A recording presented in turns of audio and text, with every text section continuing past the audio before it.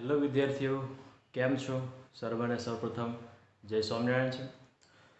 તો આપણે જે ચેપ્ટર નંબર 5 કે જેની અંદર થોડા ટાઈમથી આપણે લાસ્ટ એક વીકથી ભણતા આવીએ છીએ, તો એમાં જેટલા બી આપણે ઇક્વેશન જોઈ ગયા, જેટલા બી થિયરી આપણે જોઈ ગયા, ઇક્વેશનને આપણે સાબિત ત્યાં કર્યા, તો હવે આપણે થોડા જે એક્ઝામ્પલ્સ છે લગતા એ થોડા જોઈએ અને પછી આપણે પૃથ્વીનું ચુંબકત્વ છે એ થિયરીથી સ્ટાર્ટ કરીશું અને ટૂંક જ સમયમાં ચેપ્ટરને એન્ડ કરીશું.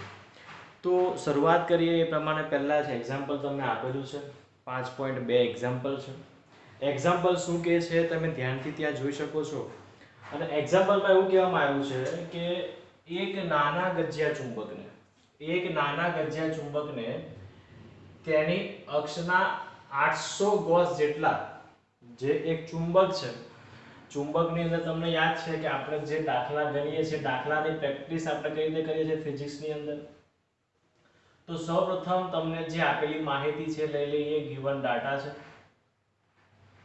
શું કીધું છે કે તમારી પાસે એક ગજ્જો ચુંબક છે, એનું અક્ષ ઉપરનું ચુંબકીય ક્ષેત્ર તમને આપેલું છે 800 ગોસ, પણ આપણે ગોસમાં ચાલતા નથી તો શું આવશે આગળ 800 ગુણ્યા 10⁻⁻4 ટેસ્લા.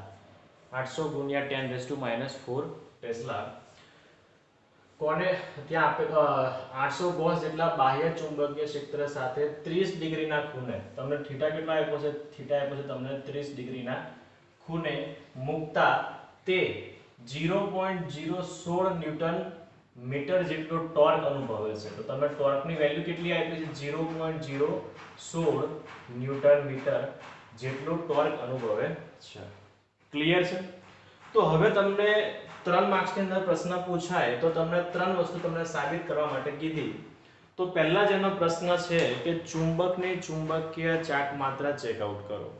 અને તમને યાદ છે કે હું જ્યારે તમને ભણાવ્યું છે તો એ ઇક્વેશન તમને યાદ હશે કે વોટ ઇઝ તમે જે ચુંબકની ચાક માત્રા તમે ત્યાં કઈ રીતે ફાઇન્ડ આઉટ કરી શકો. તો એના માટે તમે શું કરી શકો? તો તમને યાદ છે કે એ જગ્યાએ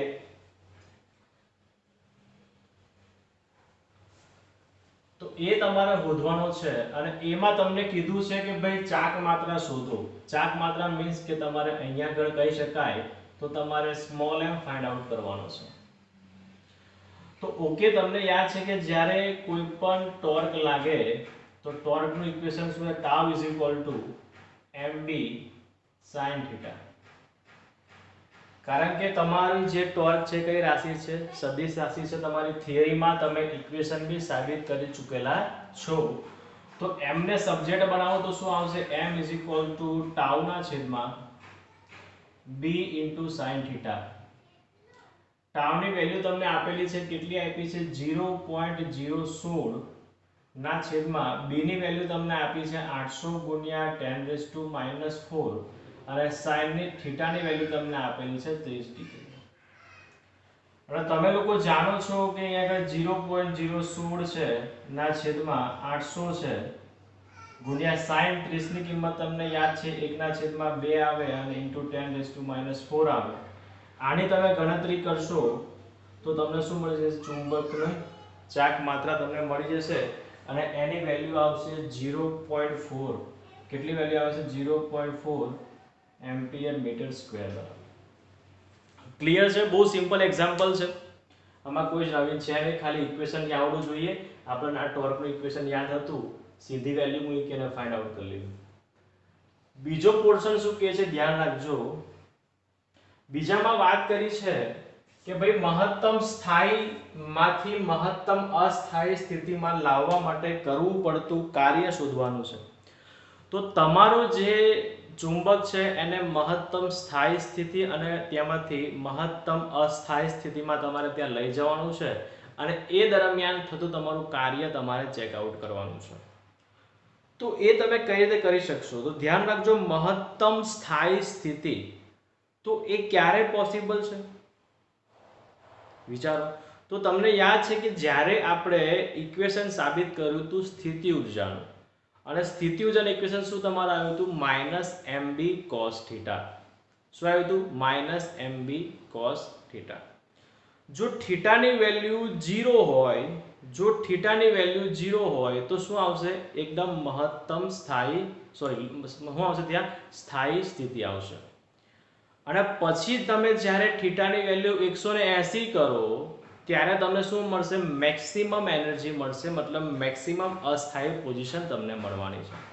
તો અહીંયા આગળ તમારા બે એંગલ ક્રિએટ થાય છે કે θ1 એટલે સ્ટાર્ટિંગ એંગલ કયો છે? 0 છે. ત્યારે શું છે? તો એની પાસે એનર્જી તો લઘુત્તમ છે અને પોતે કેવું છે? સ્ટેબલ સ્થાયી સ્થિતિમાં છે. અને જ્યારે તમે એને 0 થી ગુમાવીને 90 લઈ ગયા, 90 થી ગુમાવીને 180 લાયા, તો 180 લાયા એનો મીન્સ શું થયું? તો કે ત્યાં તમારી મેક્સિમમ સ્થિતિ ઉર્જા સ્ટોર થાય છે. અને જો મેક્સિમમ સ્થિતિ ઉર્જા સ્ટોર થાય એનો મતલબ કે તમારો જે ચુંબક છે કેવો છે? તો મહત્તમ અસ્થાયી છે. તો θ2 તમારો કયો આવ્યો છે? 180. તો તમને બે એંગલ મળી ગયા. તો તમને સીધું જ તમે ઇક્વેશન મૂકી શકો અહીંયા આગળ ડી કરીને. થતું કાર્ય W બરાબર કેટલું આવશે? તો યાદ છે, ઇક્વેશન બી યાદ છે, MB બે એંગલ છે, cos θ1 છે અને માઈનસ cos θ2 છે. ક્લિયર છે? આ ઇક્વેશનમાં સીધી વેલ્યુ મૂકો તો શું આવશે? MB cos θ1 ની કિંમત કેટલી છે? તો θ1 ની કિંમત સર 0 ડિગ્રી છે અને cos θ2 ની કિંમત કેટલી છે સર? તો 180 ડિગ્રી છે. એની વેલ્યુ પુટ આઉટ કરો. MB cos 0 ની કિંમત કેટલી? 1. આની કિંમત કેટલી? -1. તો માઈનસ માઈનસ પ્લસ 1 કેટલી આવશે? 2 MB. એની વેલ્યુ મૂકી દો. કેટલી છે? m તમારો કેટલો આવ્યો? m તમારો કેટલો આવ્યો? 0.4 છે અને ગુણ્યા 800 ગુણ્યા 10⁻⁴ છે. તો આ તમારું શું આવી ગયું? કાર્ય. હેમાં જોયું. ક્લિયર છે? બહુ સિમ્પલ એક્ઝામ્પલ છે, કોઈ મોટા રટાફિકેશનની જરૂર છે નહીં, એકદમ સિમ્પલ છે. હવે ત્રીજો થોડી વાત કરીએ. ત્રીજો બી એકદમ સિમ્પલ છે, અહીંયા આગળ લઈ લઉં છું. થોડી રકમ મોટી છે ત્રીજાની. એવું કહે છે ત્રીજો એક્ઝામ્પલમાં કે આ ગજિયા ચુંબકની જગ્યાએ હવે એક સોલેનોઇડ લેવાનો છે. ગજિયો ચુંબક છે એને તમારે રિમૂવ કરી લેવાનો છે અને આ જ સેમ ટુ સેમ પોઝિશનની અંદર એક સોલેનોઇડ લેવાનો છે. અને એ સોલેનોઇડ બી કેવો છે? તો કે જેટલું ગજિયા ચુંબકનું ચુંબકત્વ હતું 800 ગોસ બરાબર, એટલું જ ચુંબકત્વ તમારા સોલેનોઇડનું બી છે. અને તમને એના નંબર ઓફ ટર્ન તમને આપી દીધા છે. નંબર ઓફ જે આટા છે, જે વીંટાળેલા છે એ તમને આપ્યા છે 1000. તો તમને એવો પ્રશ્ન પૂછ્યો તો કે એમાંથી કરંટ શોધી લાવો. સિમ્પલ છે, કોઈ વાત નહીં. જે વાત લખી છે આગળ કે આ ગજિયા ચુંબકની જગ્યાએ કેટલી ચુંબકીય ચાકમાત્રા ધરાવતો સોલેનોઇડ મૂકવામાં આવે છે તેના આડછેદનું ક્ષેત્રફળ તમને આપ્યું છે 2 × 10⁻⁴ મીટર સ્ક્વેર છે અને તેને 1000 આટા છે. તો I નું મૂલ્ય શોધો. તો અહીં તમને કઈ કઈ વસ્તુ આપી છે ધ્યાન રાખો. તમને શું કીધું કે ચુંબકીય ચાકમાત્રા છે તો એના બરાબર જ છે. તો કેટલી? 0.4 એમ્પિયર મીટર સ્ક્વેર. તમને આડછેદનું ક્ષેત્રફળ તમને આપ્યું છે 2 × 10⁻⁴ મીટર સ્ક્વેર. નંબર ઓફ આટા તમને આપેલા છે 1000 આટા. અને તમને પ્રશ્ન પૂછ્યો કે ભાઈ I શોધી લાવો. તો યાદ કરો ઇક્વેશન સોલેનોઇડની અંદર કે જ્યારે આપણે મનુભાઈને બોલાવીએ અને મનુભાઈ જ્યારે આવે તો આપણે શું કહીએ? ભાઈ મનુભાઈ આવીએ. તો યાદ છે આપણને તો કે ભાઈ ચુંબકીય ચાકમાત્રા M = N × IA. Clear? Okay. તો એમાં તમે I ને સબજેક્ટ બનાવો તો I તમારો કેટલો આવશે? M ના છેદમાં કેપિટલ N * એરિયા. M બરાબર તમને કેટલા છે? 0.4 છે. n બરાબર તમને કેટલા છે? તો 1000 અને એરિયા કેટલો તમારો? તો 2 × 10⁻⁴. આને તમે સોલ્વ કરો તો તમારો જે પ્રવાહ છે તમને એમ્પિયર મળી જશે. ક્લિયર છે? તો આ વાત થઈ તમારા એક્ઝામ્પલ 5.2 ની વાત થઈ. એના પછી થોડું એક બીજું બી એક્ઝામ્પલ જોઈએ અને પછી આપણા લેક્ચરને આગળ વધારીએ.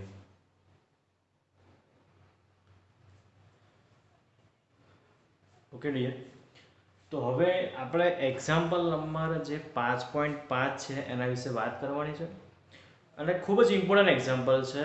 થોડું કોમ્પ્લિકેટેડ છે, થોડી ફિગરને સમજવાની જરૂર છે, પણ હું એને એકદમ ઇઝી ટાઈમમાં તમને એક્સપ્લેન કરીશ કે તમને આન્સર જે 3 પ્રશ્ન પૂછ્યા છે એ તમને હું ફિગર પરથી જ એક્સપ્લેન કરી દઈશ કે તમારે કઈ રીતે આન્સર લખવાના છે. ક્લિયર?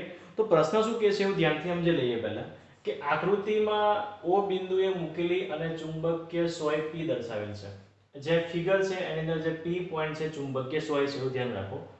તીરની નિશાની તેની ચુંબકીય ચાકમાત્રા અથવા તો એની મોમેન્ટની દિશા દર્શાવે છે. ચુંબકીય મોમેન્ટનું ડાયરેક્શન હંમેશા કે બાજુ હોય તો યાદ છે સર સાઉથ થી નોર્થ તરફ હોય. મતલબ કે આ સાઉથ છે ને આ છે ઉપર નોર્થ છે.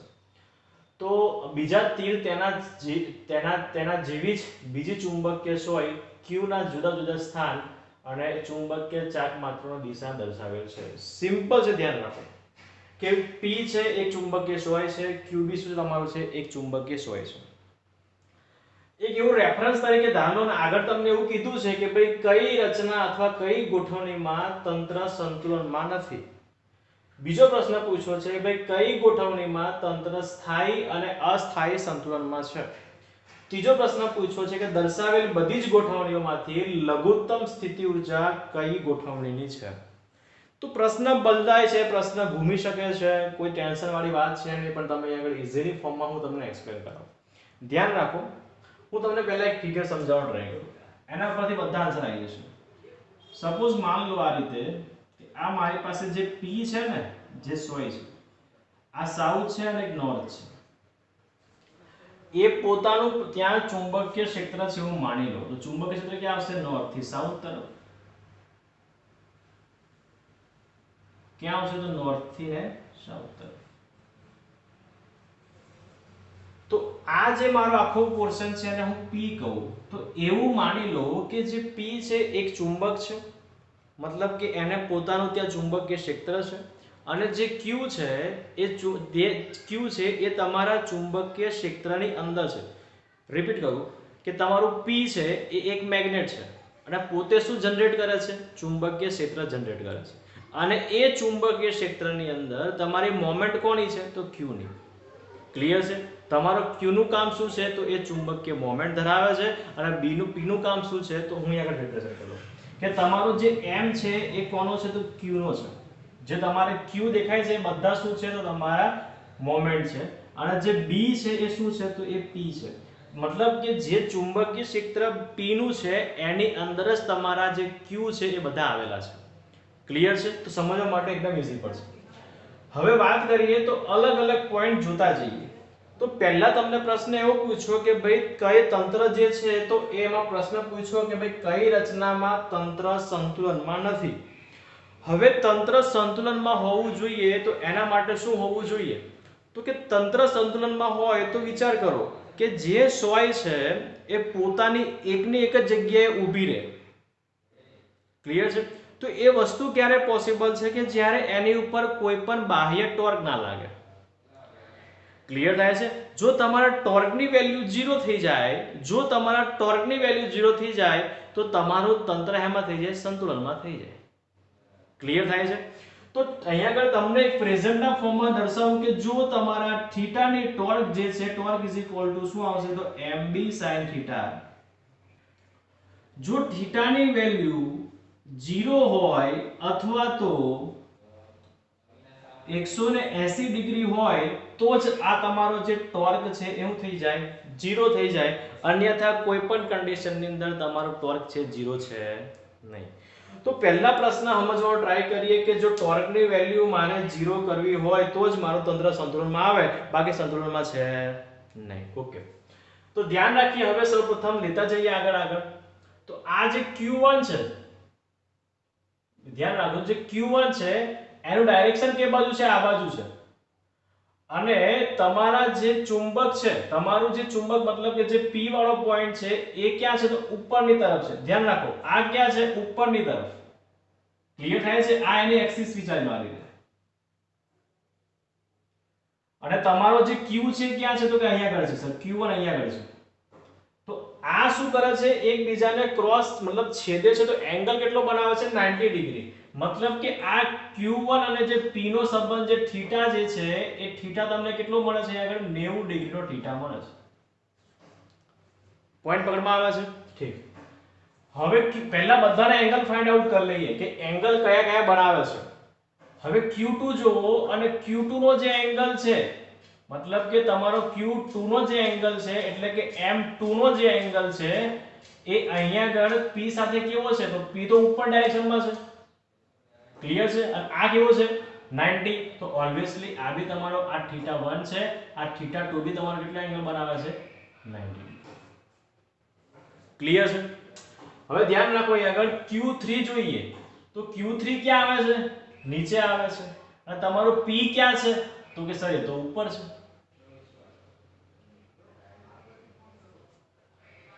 પોઈન્ટ પકડવામાં આવે છે. તમારો આ ક્યાં છે? તો કે સર ઉપરની તરફ છે. તો આ શું છે તમારું? તો આ તમારું છે મેગ્નેટિક ફીલ્ડ છે, BP છે, એ ક્યાં છે? ઉપરની તરફ છે. તમે ચાક માત્રા ક્યાં છે? નીચેની તરફ છે. તો બંને વચ્ચેનો એંગલ કેટલો બને છે? θ કેટલો બનશે ભાઈ? 180 ડિગ્રી. બરોબર છે ભાઈ ડિયર? એ આગળ ઉપર જાય છે. Sorry again mistake. આ જો અહીંયા આગળથી તો અહીં તમારો કયો પોઈન્ટ છે? આ Q3 પોઈન્ટ છે, અને તમારી જે ફીલ્ડ લાઈન છે જો આ બાજુ આવે છે, એટલે કે આ દિશામાં છે, એટલે આ તમારો શું છે? BP છે. તો બંને કેવા છે? સેમ એંગલમાં છે, બંને એકબીજાને કેવા થઈ ગયા? સમાંતરમાં. ધ્યાન રાખો કે આ એક મેગ્નેટ છે, મેગ્નેટિક ફીલ્ડ લાઈન આ બાજુથી નીકળે છે, અને આ દિશામાં જે બાજુ મોમેન્ટ છે એ જ દિશામાં શું છે તમારી? તો ચુંબકની ક્ષેત્ર રેખા છે. તો અહીંયા આગળ તમારો θ કેટલો આવશે? તો આ θ આવશે 0 ડિગ્રી, જેને θ3 કહીશું. ક્લિયર થાય છે? ઓકે. હવે આગળ આવતા જઈએ, આ જગ્યાએ અહીંયા આગળ આવીએ તો આ જગ્યાએ જુઓ કે તમારી જે ફીલ્ડ લાઈન છે આ રીતે આવે છે, અને ક્યાં જાય છે? ઉપરની તરફ. તો આ બંને એક જ દિશામાં આવશે, કારણ કે અહીંયા આગળ તમારો જે B છે એ બી આ બાજુ જ આવવાનો છે, ઉપર. ધ્યાન રાખો આ રીતે. તો અહીં તમારો જે છે કયો પોઈન્ટ છે? આ તમારો Q6 છે, એ ઉપરની દિશામાં છે. તો તમારી ફીલ્ડ લાઈન જો આ રીતે આવે છે, ઉપર જવાની છે, મતલબ કે આ બી ક્યાં જવાની છે? ઉપર. એનો મતલબ BP બી તમારું ક્યાં છે? સેમ ડાયરેક્શનમાં છે, અને એકબીજા કેવા છે? સમાંતરમાં છે. તો ઓબ્વિયસલી અહીંયા આગળ બી જે θ6 બનવાનો છે, કેટલો બનવાનો છે? 0 ડિગ્રી. પોઈન્ટ પકડવામાં આવે છે? ઓકે. તો હવે ધ્યાન રાખો, હવે Q5 જોઈએ અને Q4 જોઈએ. પહેલા તમારે જાતે ટ્રાય કરો કે Q4 છે, Q5 છે, એ કે બાજુ આવશે? તો ધ્યાન રાખો કે ભાઈ મારી જે મોમેન્ટની દિશા છે, મારી જે મોમેન્ટ જે છે એ તો કે બાજુ છે? ઉપર છે, કારણ કે આપણે Q ને શું માનીએ છીએ? તો મોમેન્ટ Q5 ક્યાં છે? ઉપરની તરફ. મારું ચુંબકીય ક્ષેત્ર ક્યાં છે? તો જો અહીંથી બહાર નીકળે છે, n માંથી બહાર નીકળે છે આ બાજુ, મતલબ કે ઓપોઝિટમાં છે. તો આ શું આવ્યું મારું? તો BP અહીંયા આગળ આવે છે. તો બંને કેવા થઈ ગયા?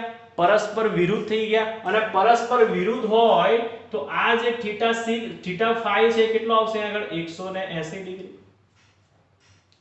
બહુ સિમ્પલ છે, ધ્યાન રાખજો. હવે લાસ્ટમાં Q4 છે. Q4 વિચારો. તો Q4 માં શું છે? તો કે ભાઈ Q4 ની અંદર સર મારું જે મેગ્નેટિક ડાયરેક્શન છે સર નીચે તરફ છે, તો MQ4.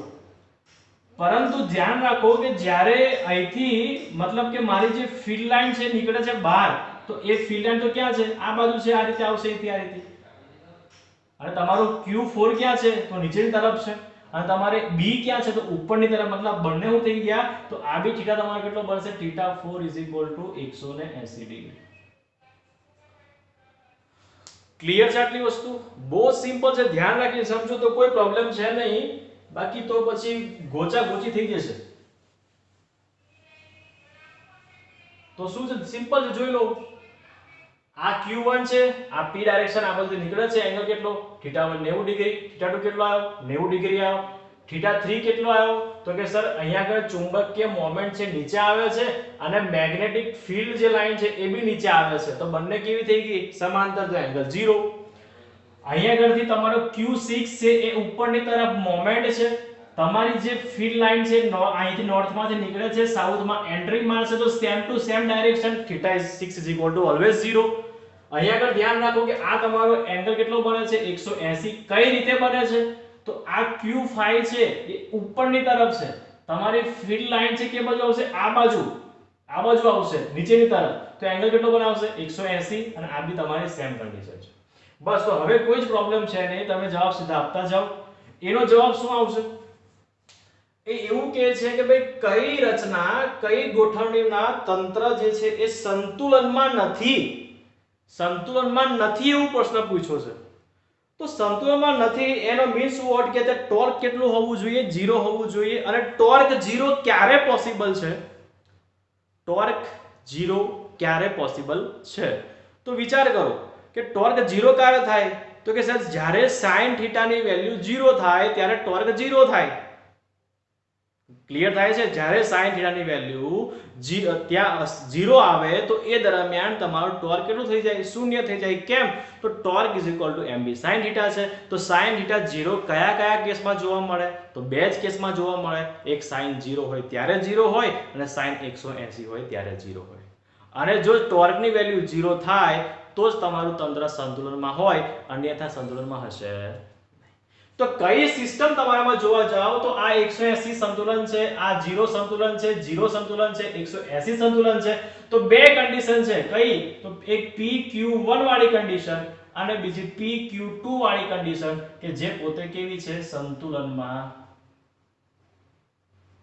નથી. ક્લિયર? બહુ સિમ્પલ છે. બસ એકવાર તમે જો આ ફિગર કરતા શીખી ગયા તો બધી વસ્તુ તમારા માટે સિમ્પલ. તો આ બે સિસ્ટમ જે છે એ સિસ્ટમ તમારી સંતુલનમાં છે નહીં. બીજો પ્રશ્ન પૂછ્યો છે કઈ રચનામાં તંત્ર પહેલું સ્થાયી છે અને બીજું અસ્થાયી સંતુલનમાં છે? તો બી માં બે કન્ડિશન છે. પહેલી કન્ડિશન સ્થાયી માટે વાત કરી છે અને બીજી કન્ડિશન વાત કરી છે અસ્થાયી માટે. તો સ્થાયી માટે બોલો, સ્થાયી સંતુલનમાં ક્યારે પોસિબલ છે? સ્થાયી સંતુલનમાં ક્યારે પોસિબલ છે? વિચારો, જવાબ આલો.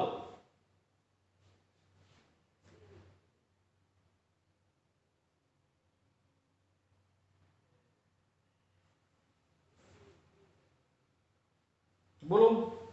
આપણે ઓલરેડી ભણી ચૂકેલા છે એની અંદર, કાર્યની અંદર. વિચાર કરો.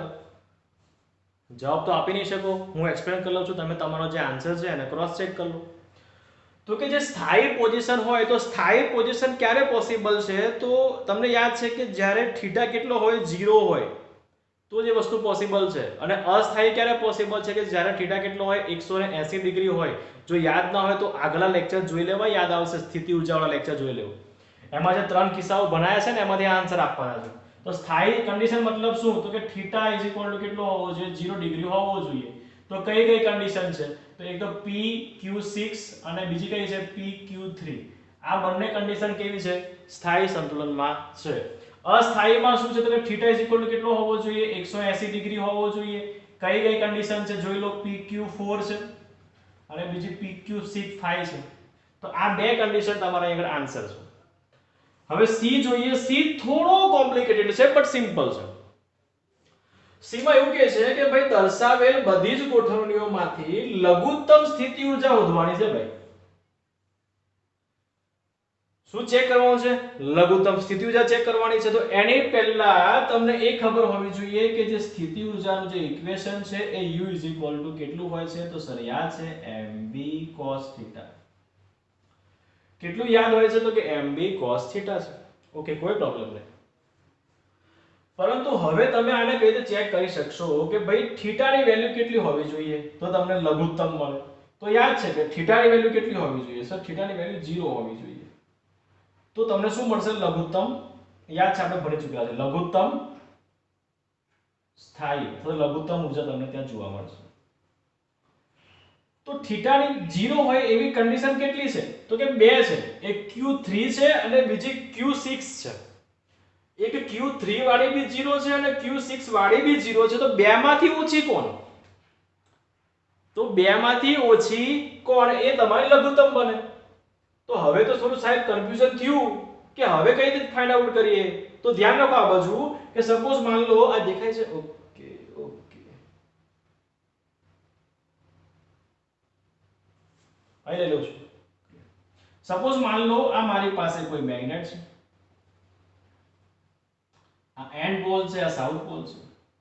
આ જે લાઈન છે અક્ષિસ વાળી લાઈન, આ તમારી કઈ છે? તો આ બી અક્ષિસ છે, અક્ષ વાળી લાઈન છે. અને આ જે તમારો જે છે પોઈન્ટ, આ કયો પોઈન્ટ છે તમારો? સપોઝ માન લો આ પોઈન્ટ છે તમારો Q6 પોઈન્ટ છે અને આ પોઈન્ટ છે તમારો Q3 પોઈન્ટ છે કે જે બંને જગ્યાએ એંગલ 0 છે. તો આ કઈ છે તમારી?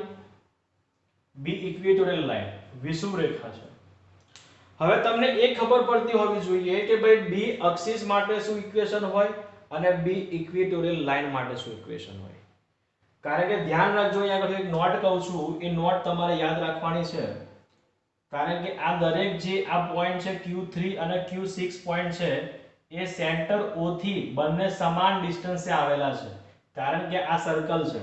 તો તમે અહીંયા આગળ યાદ કરો કે જ્યારે હું તમને બનાવેલું તો બી એક્સિસ માટે શું ઇક્વેશન આવતું, તો યાદ છે μ0 4 પાઈ 2m/r3. યાદ છે. અને જ્યારે હું તમને કીધું હતું કે ભાઈ આ સિલેબસમાં છે નહીં, પરંતુ યાદ રાખજો તો બી ઇક્વેટોરિયલ લાઈન શું આવશે આગળ μ0/4 પાઈ m/r3. તો આ જે બી એક્સિસ છે એને મેં શું લખી શકું આખા પોઈન્ટ બરાબર, તો ધ્યાન રાખો કે અહીંયા આગળ એવું લખી શકું મેં તો કે ભાઈ B axis is equal to what, તો શું આવશે આગળ તો કે 2 * બી ઇક્વેટોરિયલ લાઈન. તો બે ગણી વધારે આવશે કેમ, તો અહીંયા આગળ μ0 4 પાઈ m/r3 છે, તો અહીંયા આગળ μ0 4 પાઈ m/r3 છે એના બરાબર મેં બી ઇક્વેટોરિયલ લખી શકું. એનો મતલબ કે એક્સિસ ઉપરની જે બી મેગ્નેટિક ફીલ્ડ લાઈન છે કેવી છે, તો ઇક્વેટોરિયલ લાઈન કરતા બમણી છે. ક્લિયર થાય છે. તો હવે તમારા માઇન્ડમાં એક તો ટોપિક ઘૂમી ગયો કે સર અહીંયા આગળ જે એક્સિસ વાળી લાઈન છે એની અંદર કે આ જે આ Q6 છે એની જોવા જઈએ તો એની પાસે જે ચુંબકીય ક્ષેત્ર છે કેવું છે, વધારે છે. અને અહીંયા આગળ જોવા જઈએ તો B3 વિચારું તો એ કેવું છે તો કે ઓછું છે. તો અહીંયા આગળ કમ્પેરિઝન શું મળે કે સર અહીંયા આગળ B6 છે એ મોટું છે અને B3 છે એ નાનું છે. એનો મતલબ કે સર કન્ફર્મ આન્સર આ છે Q3 અને Q3 વાળો આન્સર કન્ફર્મ છે. નહીં ડિયર, એ બી આન્સર છે નહીં. કેમ? એટલા માટે કહું છું કારણ કે આપણે જે એનર્જીનું ઇક્વેશન બની ગયા તો શું છે -mb છે, -mb cos થીટા છે. તો અહીંયા આગળ -m લખીએ પણ અહીં b6 લખું તો એવું થઈ જાય cos થીટા. તો આ b6 ની વેલ્યુ તો મોટી છે, તો સર આપણે તો લઘુત્તમ જોઈએ છે, પણ ડિયર આગળ સિમ્બોલ કોણ છે, માઈનસ નો સિમ્બોલ છે. અને જો માઈનસ નો સિમ્બોલ હોય એનો મતલબ કે જે મોટી વસ્તુ છે એવું થઈ જશે ત્યાં નાની થઈ જશે. કેમ? તો એ માઈનસમાં જતી રહેશે. ક્લિયર? તો તમારો જે આન્સર છે એ આન્સર શું આવશે આગળ P Q6 એ તમારો આન્સર આવશે કે જેમાં તમારી લઘુત્તમ ઊર્જા તમને ત્યાં જોવા મળશે. ક્લિયર છે? ઓકે ડિયર, તો આજનું વસ્તુ રાખીએ અને તમને જે હોમવર્કમાં થોડા એક્ઝામ્પલ્સ આપું છું એ તમને હું વોટ્સઅપના ગ્રુપની અંદર અથવા તો કોઈ નોટ સ્વરૂપે તમને એની રકમ લખીને મોકલી આપીશ. ત્યાં તમારે પ્રેક્ટિસ કરવાની છે અને જાતે કરવાના છે. અને આના પછીનો જે લેક્ચર છે એ લેક્ચર આપણો કોના વિશે આવશે, તો સીધું પૃથ્વીના ચુંબકત્વ વિશે. તો ટૂંક જ સમયની અંદર નેક્સ્ટ વીકમાં આ તમારું ચેપ્ટર છે ફિનિશ થઈ જશે અને એના પછી તમારું ચેપ્ટર નંબર 6 છે શરૂઆત થઈ જશે. તો ઓકે, તો દરેક વિદ્યાર્થીઓને ફરીથી મળશું. જય હિન્દ, જય ભારત.